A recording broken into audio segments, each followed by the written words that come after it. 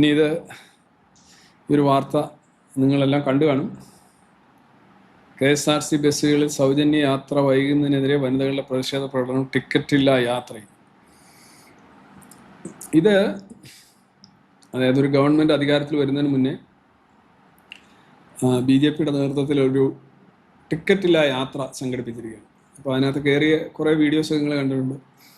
അപ്പോൾ അതിനകത്ത് കയറിയ സ്ത്രീകളെല്ലാം പറയുന്നുണ്ട്, അവരോട് പറയുന്നുണ്ട്, ഇത് ഗവൺമെൻറ് അധികാരത്തിൽ വന്നെങ്കിൽ മാത്രമല്ല അത് നടപ്പിലാക്കാൻ പറ്റും. നിങ്ങൾ ഇപ്പോഴേ എന്തിനാണ് ചെയ്യുന്നതെന്ന് ചോദിക്കുമ്പോൾ അത് മാർച്ച് 15 മുതൽ സൗജന്യമാണ് എന്ന് പറഞ്ഞിരുന്നു. മാർച്ച് 15 സർക്കാർ അധികാരത്തിൽ വരാത്തത് ഞങ്ങളുടെ കുഴപ്പമാണോ എന്നുള്ള, അതായത് ഇവിടെ ഇപ്പോൾ കുറേ നാൾ നിലവിലിരിക്കുന്ന ഒരു നരേറ്റീവ് എന്താണ്, UDF അധികാരത്തിൽ വരാൻ വൈകുന്നു, അത് കാരണം പാഠപുസ്തകങ്ങൾ, അങ്ങനെ കുറേ കാര്യങ്ങൾ ഒക്കെയാണ് പറയുന്നത്. അപ്പോൾ അതിനെ ഒന്ന് പൊലിപ്പിക്കാനായിരിക്കും ഇങ്ങനെ ചെയ്തതെന്ന് തോന്നുന്നു. അതർവൈസ് വളരെ പരിഹാസ്യമായ ഒരു സമരമാണിത്. കാരണം ആരോടാണ് സമരം ചെയ്യുന്നത്? ഇപ്പം നിലവിലുള്ള കാവൽ മുഖ്യമന്ത്രിയാണെങ്കിൽ പുള്ളി അങ്ങനെ പറഞ്ഞിട്ടില്ല. വരാനിരിക്കുന്ന മുഖ്യമന്ത്രിയാണെങ്കിൽ പുള്ളി സത്യപ്രതിജ്ഞ ചെയ്തിട്ടില്ല. പിന്നെ മെയ് 15 എന്നുള്ളത് ഒരു ഡേറ്റ് മുൻകൂട്ടി ആ സമയത്തേക്ക് പുതിയ ഗവൺമെൻറ് വരുമെന്ന് കരുതി പറഞ്ഞതാണ്. പക്ഷെ അങ്ങനെ ആയില്ല. അപ്പം അങ്ങനെ ആകാത്തതിനെ കളിയാക്കിക്കൊണ്ടാണെങ്കിൽ ഓക്കെ, മറിച്ച് ഇതിനകത്തൊരു കഴമ്പില്ലാത്തതാണ്. പോട്ടെ, ഈ സർക്കാർ വരുന്നതിന് മുമ്പ് സമരം തുടങ്ങുന്നു. ഇപ്പോൾ വേറെ ചില സംഘടനകളും തുടങ്ങിയിരിക്കുന്നു.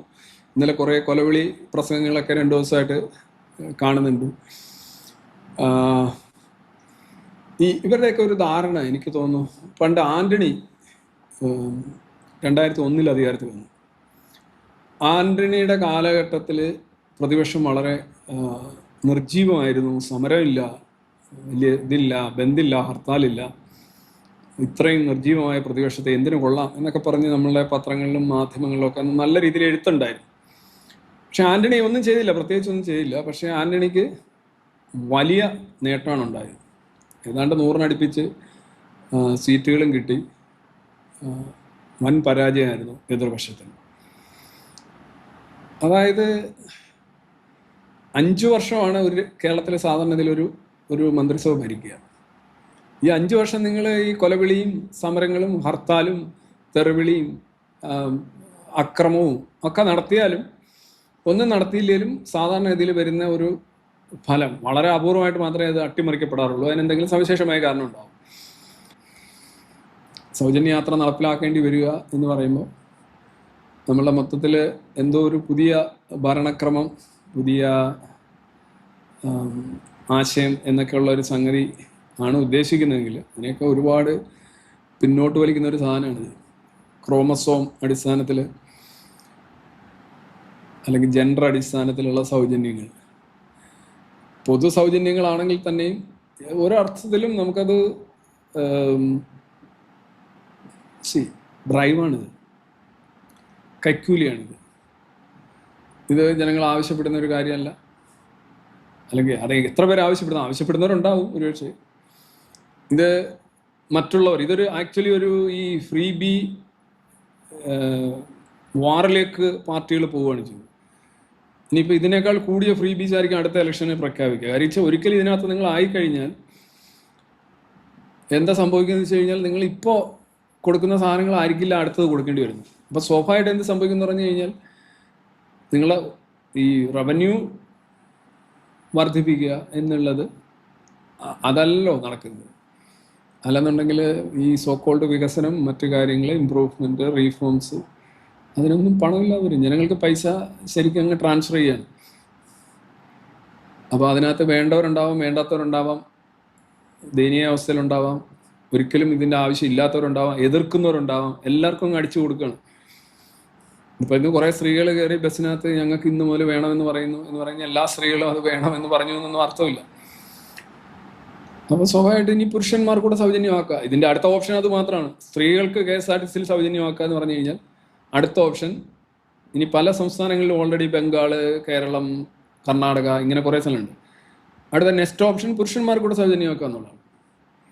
പിന്നെ ഈ പബ്ലിക് ട്രാൻസ്പോർട്ട് സിസ്റ്റം എന്ന് പറയുന്നത് മൊത്തം സൗജന്യമാക്കുക എന്നുള്ളതാണ്. അപ്പം ഗവൺമെൻറ് വണ്ടി ഓടിച്ച്, വണ്ടി മെയിൻറ്റെയിൻ ചെയ്ത് ജനങ്ങൾക്ക് സൗജന്യ യാത്ര അനുവദിക്കുന്ന അവസ്ഥയിലേക്ക് വരും. അതൊരിക്കലും അതിലേക്ക് വീണ് കഴിഞ്ഞാൽ ഒരു രാഷ്ട്രീയ പാർട്ടിക്ക് അതിനെതിരെ പറയാനുള്ള ഒരു റീഫോം കൊണ്ടുവരാനുള്ള, അതായത് ഒരു അട്രോസിറ്റി തുടങ്ങി വെക്കാൻ നിങ്ങൾക്ക് കഴിയും, ഒരു അനാചാരം തുടങ്ങി വെക്കാൻ നിങ്ങൾക്ക് കഴിയും, പക്ഷെ അത് കറക്റ്റ് ചെയ്യാനോ അതിനകത്ത് പിൻവാങ്ങാനോ നിങ്ങൾക്ക് കഴിയില്ല. കേരളത്തിലെ അല്ല ഇന്ത്യയിലെ ഒരു രാഷ്ട്രീയ പാർട്ടിക്കും അതിനുള്ള കഴിവില്ല. BJPക്കും ഇല്ല, കോൺഗ്രസിനും ഇല്ല, CPM-നും ഇല്ല, ആർക്കും ഇല്ല.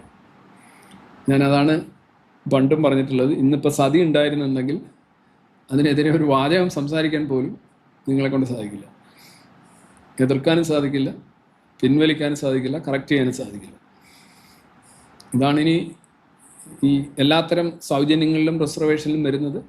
അതിൻ്റെ കൂടുതൽ അതാണ് വരിക. അതാണോ ഒരു ഗവൺമെൻറ് ചെയ്യേണ്ടത്? ഇത് കൈക്കൂലി അല്ലേ? ഇത് കറപ്ഷൻ അല്ലേ? ഇതൊക്കെയാണ് യഥാർത്ഥത്തിൽ ചർച്ച ചെയ്യേണ്ട വിഷയങ്ങൾ. അല്ലാതെ 3 പേരിൽ ആര് മുഖ്യമന്ത്രിയാകും, അത് ആര് മുഖ്യമന്ത്രിയായാലും ഇതാണ് വിഷയം. ആരാകുന്നു എന്നുള്ളത് യഥാർത്ഥത്തിൽ ജനസാമാന്യത്തിന് വലിയൊരു ഒരു ഡസൻ മേക്ക് മച്ച് ഡിഫറൻസ്. പക്ഷെ ഇത് വിഷയമാണ്.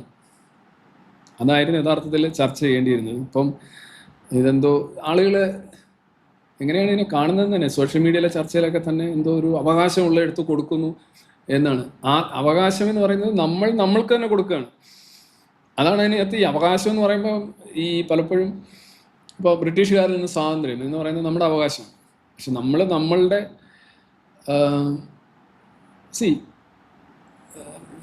ഇതെങ്ങനെയാണ് ആളുകളെ പറഞ്ഞ് മനസ്സിലാക്കുക എന്നുള്ളത് വലിയ ബുദ്ധിമുട്ട്. ഓക്കെ, മോർ ഓഫ് ഇറ്റ് അതായിരിക്കും ഇതിനകത്ത് വരാൻ പോകുന്നത്. സൗജന്യങ്ങളുടെ പെരുമഴയായിരിക്കും. ഇനി അടുത്ത ഇലക്ഷനിലൊക്കെ നോക്കും, ഇതൊന്നും ആയിരിക്കില്ല, വെറുതെ വീട്ടിലിരുന്നാൽ മതി. എന്നുവെച്ചാൽ ലൈക്ക് ബൈയിങ്, പർച്ചേസ് ചെയ്യാണ് നിങ്ങൾ വല്ലവൻ്റെയും പണം. അതിനെയാണ് ഭരണം എന്ന് പറയുന്നത്. പ്രത്യേകിച്ച് ആരുടെയെങ്കിലും ജീവിതത്തിൽ വലിയൊരു നേട്ടമുണ്ടാകും എന്ന് കരുതാൻ കഴിയില്ല. പിന്നെ ട്രിക്ലിംഗ്, പിന്നെ എന്താ പറയുക, എക്കോണമിയിലേക്ക് പല സ്ഥലം കൂടുതൽ വർക്ക് ഫോഴ്സിൽ സ്ത്രീകൾ വരും. ഇതാണ് ഓക്കെ. ഇനി അഥവാ വന്നാൽ പോലും അതിന് ചെയ്യേണ്ട പരിപാടി ഇതാണോ എന്നുള്ളതാണ് ചോദ്യം. സ്ത്രീകളെ കൂടുതൽ വർക്ക് ഫോഴ്സിൽ കൊണ്ടുവരാനാണെങ്കിലും ഇതാണോ KSRTC ബസ്സിൽ സൗജന്യം കൊടുത്താണോ? പിന്നെ ഒന്ന്, KSRTC ബസ്സിൽ സൗജന്യം കൊടുക്കുമ്പോൾ ഇപ്പോൾ വരാൻ പോകുന്ന വേറൊരു പ്രശ്നം, സ്വകാര്യ ബസ്സിൽ യാത്രക്കാർ കുറയും. അല്ലെങ്കിൽ സ്വകാര്യ ബസ്സിൽ പല രീതിയിലും സ്ത്രീകളെല്ലാം KSRTC-യിലേക്ക് പോവുകയാണെന്നിരിക്കട്ടെ, സൗജന്യം തേടി വെള്ളം താഴോട്ടെല്ലാം പോകും.